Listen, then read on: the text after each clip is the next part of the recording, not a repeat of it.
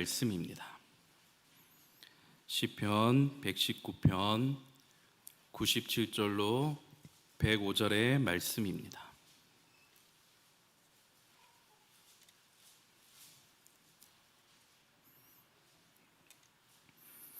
한 절씩 교독하겠습니다. 내가 주의 법을 어찌 그리 사랑하는지요.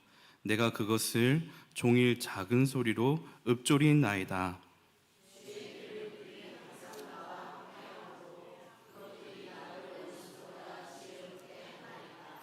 내가 주의 증거들을 늘 읊조림으로 나의 명철함이 나의 모든 스승보다 나으며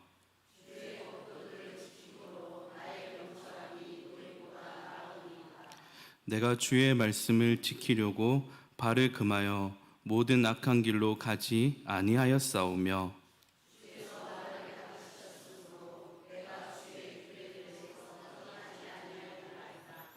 주의 말씀의 맛이 내게 어찌 그리 단지요. 내 입의 꿀보다 더 다나이다.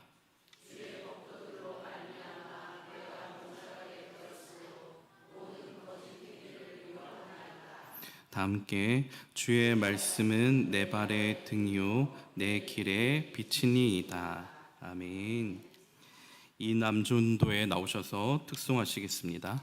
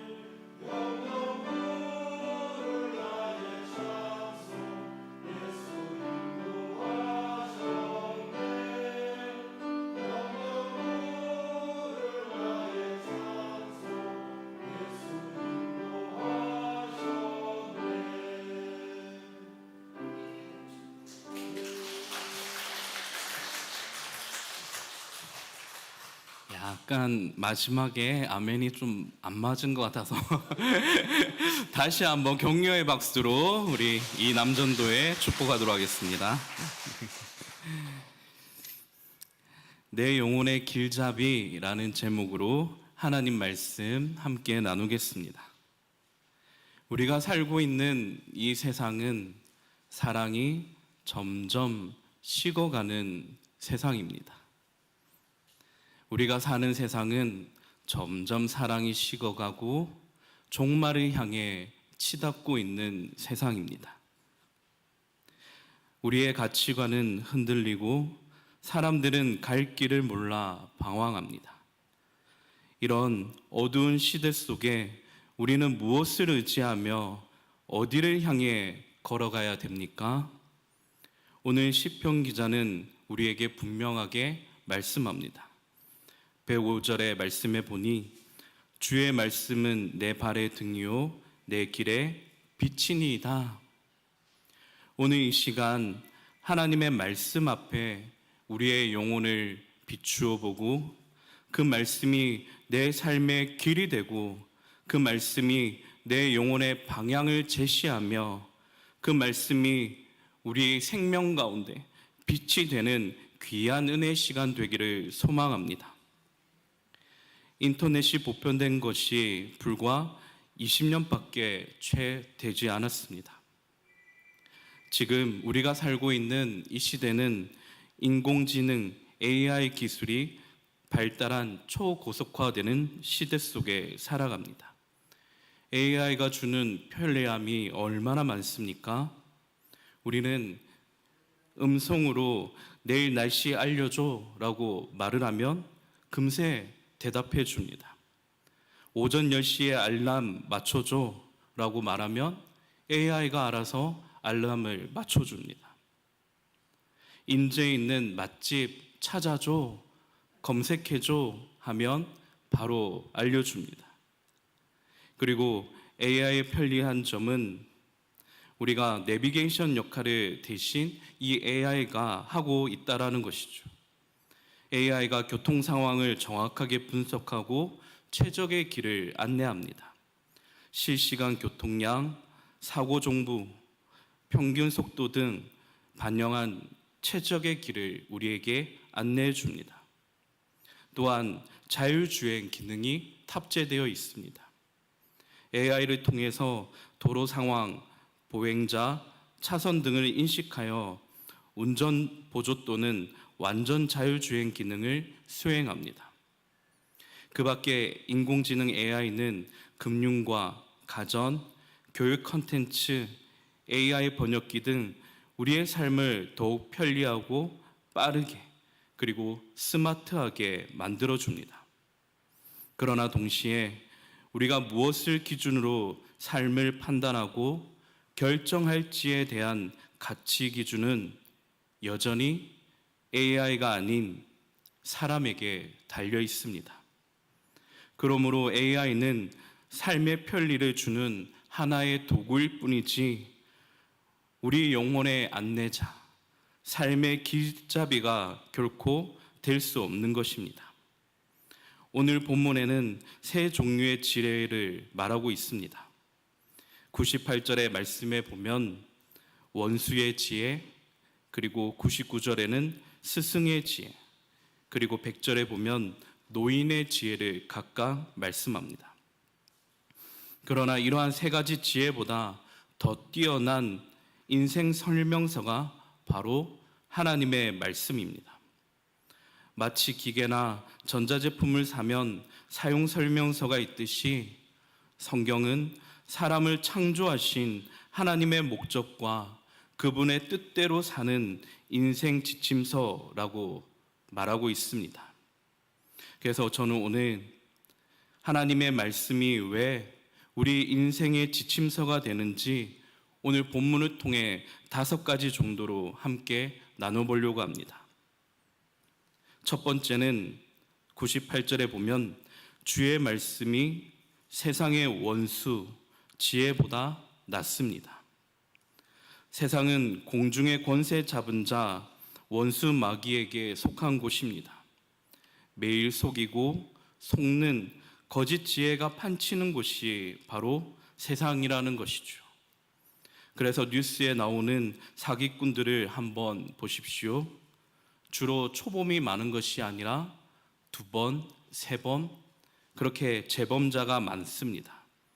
죄를 짓고 감옥에 들어가서도 죄를 반성하고 뉘우치는 것이 아니라 어떻게 하면 남을 더 잘 속일까? 어떻게 하면 크게 한탕할까? 그들도 남을 속이기 위해 필요한 지혜와 기술을 습득하려 한다라는 것이죠. 이처럼 세상의 나쁜 지식과 지혜를 습득해 타인의 행복을 뺏어 자기 행복으로 만드는 이 원수보다 성경은 어떤 사람이 복이 있다고 말씀합니까? 하나님의 말씀을 따르는 자가 복이 있다라고 말씀합니다. 그래서 시편 1편 1절과 2절의 말씀에 보면 복 있는 사람은 악인들의 꾀를 따르지 아니하며 죄인들의 길에 서지 아니하며 오만한 자들의 자리에 앉지 아니하며 오직 여호와의 율법을 즐거워하여 그의 율법을 주야로 묵상하는도다. 하나님의 말씀은 타락한 세상에서 지혜롭게 사는 길을 열어줍니다. 하나님의 말씀은 인생의 위험과 함정을 피할 수 있는 우리에게 도움을 제공합니다.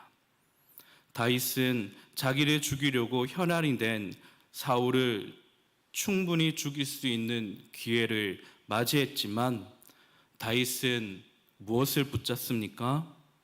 하나님의 말씀을 붙잡습니다. 사울을 직접 죽여서 문제를 해결하고자 하는 사람들의 요구를 붙잡지 않고 다윗은 원수 갚는 것은 내게 맡기라는 주의 말씀을 붙잡는 것을 보게 됩니다. 계속해서 하나님의 말씀이 왜 우리 인생의 지침서가 되는가? 그 두 번째는 99절의 말씀에 보면 주의 말씀이 모든 스승의 명철함보다 낫습니다. 살아가면서 우리는 많은 스승들을 만나게 됩니다. 그들로부터 여러 가지 지식을 배우게 됩니다. 나보다 남을 낮게 여기라고 성경은 우리에게 가르쳐 줍니다. 교회 안에도 보면 많은 스승들이 있습니다.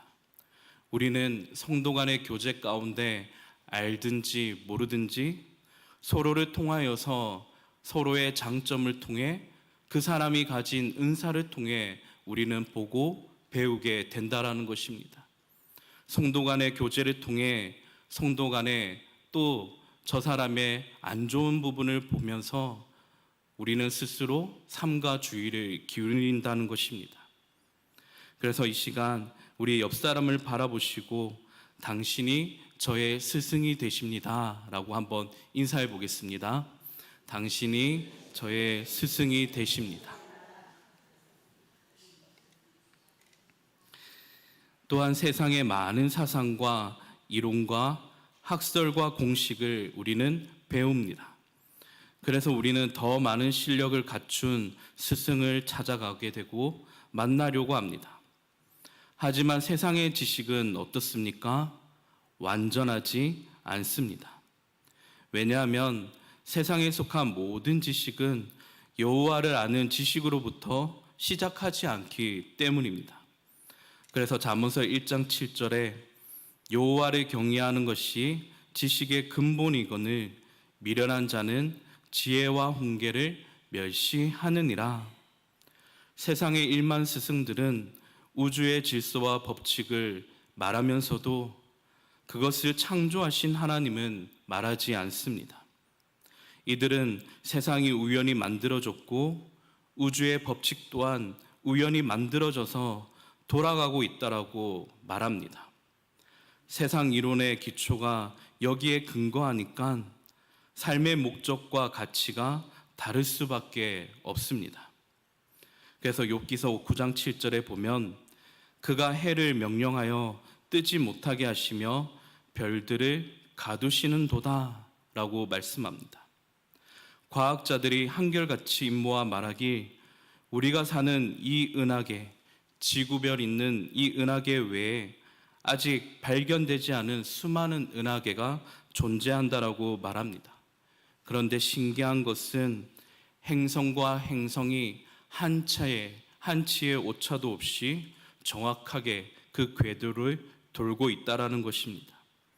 토성과 목성이 한치의 오차도 없이 서로 부딪히지 않고 돌고 있다라는 것입니다. 수많은 별들이 부딪히거나 소멸하지 않고 정확하게 일치한다라는 것입니다. 이것은 무엇 때문에 그렇습니까? 살아계신 하나님이 우주를 창조하셨고 지금도 우주의 법칙을 붙드시고 역사를 주관하고 계시기 때문입니다. 계속해서 세 번째로 보면 100절에 주의 말씀이 노인의 명철함보다 낫습니다. 어떤 글에서 갓난아기가 있듯이 갓난 초보 엄마도 있다라는 말을 듣고 매우 공감하게 되었습니다. 첫 아이를 키우는 초보 엄마와 셋째를 키우는 엄마는 다를 수밖에 없습니다. 아이를 양육함에 있어서 갓난 엄마보다 오랜 세월을 통해 경험이 쌓인 할머니가 훨씬 나을 수 있습니다. 어르신들이 젊은이들처럼 논리적이지는 못하지만 오랜 경험에서 나오는 삶의 지혜, 그 노하우는 젊은이가 결코 따라갈 수 없다라는 말입니다. 그러나 100절에 주의 말씀은 노인의 어떤 경험보다 확실히 뛰어나며 완전하고 확실하다라고 말씀합니다. 사람의 경험은 제각각 다르기 때문에 개인의 주관적인 판단과 이해로 형성되기에 절대적이거나 완전하지 않다라는 것입니다. 따라서 하나님은 인생의 경험이 전부가 아니라 온 우주와 세상을 주관하시는 하나님, 그분의 말씀을 따르라고 말씀하십니다. 주의 말씀은 오류 없이 완전합니다. 그러므로 하나님 말씀대로 오셔서 말씀을 다 이루신 완전하신 성자 하나님, 그분이 바로 예수 그리스도이십니다. 마태복음 5장 17절에 내가 율법이나 선지자를 폐하러 온 줄로 생각하지 말라. 폐하러 온 것이 아니요 완전하게 하려 함이라. 율법은 구약의 이스라엘 백성에게 주신 하나님의 선물입니다. 율법은 이스라엘이 하나님과 언약한 백성임을 나타내는 정체성입니다. 그러나 서기관과 바리새인들은 십계명 외에 모세오경에서 비롯된 613가지나 되는 율법을 구분해 거룩한 삶을 요구하였지만 율법으로는 사람을 온전케 하지 못하는 것입니다. 그래서 613가지 중에 248가지는 하라라는 계명입니다. 이것은 248개라는 것은 인간의 뼈 개수와도 같습니다. 그리고 365개는 하지 말라는 계명입니다. 이것은 1년의 날수와도 같습니다. 248 플러스 365를 더하면 바로 613가지가 되는 것입니다. 이스라엘의 이 유대인들은 613가지의 이 계명을 통해 몸과 삶을 하나님께 온전히 드리라 라고 그들은 명하였습니다. 그러나 구약의 이스라엘 백성과 종교 지도자들, 서기관과 바리새인들은 지나친 율법주의에 빠져 율법을 다 지키지 못한 사람을 판단하고 정죄하는 도구로 전락하게 된 것입니다. 또 율법 밖에 있는 외인들, 이방인들을 죄인으로 취급하는 율법의 이중성을 보이게 된 것이죠. 그러므로 율법은 그리스도께서 오시기 위한 모형이요 그림자입니다. 로마서 10장 4절의 말씀에 보니 그리스도는 모든 믿는 자에게 의를 이루기 위하여 율법의 마침이 되시느니라. 우리는 율법을 넘어 사랑의 완성이신 예수 그리스도를 믿음으로 죄에서 자유함과 거룩함의 은혜를 누리게 되었습니다. 예수님께서 십자가에 못 박히시며 외치신 단 한마디 테텔레스타이, 그 말씀은 다 이루었노라. 주님께서 율법이 요구하는 모든 것들을 다 이루었다라고 선언하셨습니다. 그러므로 우리는 율법을 지켜서 의롭다함을 얻은 자가 아니라 율법의 완성이신 예수 그리스도를 믿음으로 의롭다함을 얻은 것입니다. 이것이 바로 복음입니다. 주님이 십자가 지러 가시기 전에, 사랑의 완성을 이루시기 전에 제자들에게 당부의 말씀을 주셨습니다. 요한복음 14장 6절의 말씀에 내가 곧 길이요 진리요 생명이니 나로 말미암지 않고는 아버지께로 올 자가 없느니라. 인류의 멸망은 자기 인생의 길을 스스로 찾아 살려는 데 있습니다. 죄악으로 하나님 곁을 멀리 떠나 방황하며 지옥 갈 인생이지만 성경은 분명히 말씀합니다. 예수님이 우리의 인생의 길이십니다. 예수님이 우리 인생의 답, 진리이십니다. 예수님만이 우리에게 구원함을 주시고 새 생명을 주십니다. 주님이 분명히 말씀하셨습니다. 나로 말미암지 않고는 아버지께로 올 자가 없느니라. 우리가 예수님을 믿으면 하나님을 아빠, 아버지라 부르는 하나님의 자녀가 된 것입니다. 네 번째로 오늘 본문의 101절과 102절의 말씀을 통해 주의 말씀은 우리를 거룩한 길로 인도하며 가르칩니다. 시편 기자는 죄를 멀리하는 이유가 말씀을 지키기 위함이라고 고백합니다. 이 말씀이 내 행동을 다스리고 입술을 제어하며 마음을 새롭게 한다라는 말씀입니다.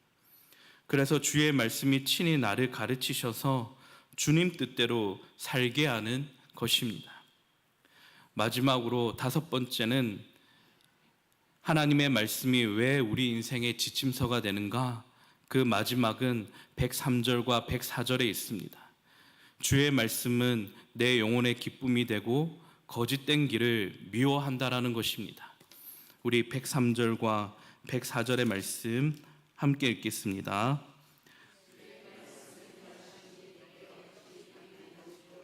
내 입의 꿀보다 더 다니이다. 주의 법도들로 말미암아 내가 명철하게 되었으므로 모든 거짓 행위를 미워하나이다. 아멘. 주의 말씀에 마치 내게 어찌 그리 단지요? 내 입의 꿀보다 더 다나이다. 하나님의 말씀을 먹는 것으로 즐길 만한 것으로 지금 시편 기자는 묘사하고 있습니다. 꿀이 입에 단 것처럼 우리 영혼에 하나님의 말씀이 달다라는 말씀입니다. 그러므로 이 단맛을 한번 경험한 사람은 하나님의 말씀이 이처럼 꿀처럼 달달하는 것을 한번 맛을 들인 사람은, 이 달달함에 빠지고 중독된 사람은 세상이 주는 단맛에 만족할 수 없다라는 것입니다. 이처럼 하나님의 말씀을 깊이 묵상함으로 오는 내 영혼의 달달한 기쁨은 104절의 말씀에 모든 거짓된 길을 미워하는 영적인 명철함을 준다라고 약속하십니다. 말씀 맺도록 하겠습니다. 시편 기자는 105절에 주의 말씀은 내 발의 등이요 내 길의 빛이니이다. 이 고백은 인생의 캄캄한 밤을 걷는 순례자의 고백입니다. 성경은 우리의 인생을 캄캄한 밤이라고 말합니다. 그러나 한 번뿐인 인생의 어두운 밤길에 누구와 함께 동행하는가가 중요합니다. 우리 인생의 완전한 가이드가 되시고 빛이시며 길이 되신 예수 그리스도와 동행하는 우리는 안전한 줄로 믿습니다. 여러분은 오늘 어떤 선택의 기로 앞에 서 계십니까? 말씀의 빛을 들고 기도하며 성령님 따라 그 길을 나아가고 계십니까? 주께서 여러분의 발걸음을 지키시고 인도하시기를 간절히 소망합니다. 사랑하는 성도 여러분, 시편 기자는 말씀을 사랑하였고 그 말씀을 묵상하였으며 그 말씀으로 길을 걸었습니다. 그래서 어두운 세상 속에서도 그는 미끄러지지 않았고 넘어지지 않았으며 안전히 하나님이 기뻐하시는 그 길로 나아갈 수 있게 되었습니다. 우리도 그 길을 반드시 걸어야 됩니다. 세상은 바뀌고 환경은 변하지만 하나님의 말씀은 영원히 변치 않습니다. 오늘 주신 이 말씀이 내 가정의 중심이 되고 교회의 기준이 되며 인생의 나침판이 되기를 간절히 바랍니다. 우리 이 시간 말씀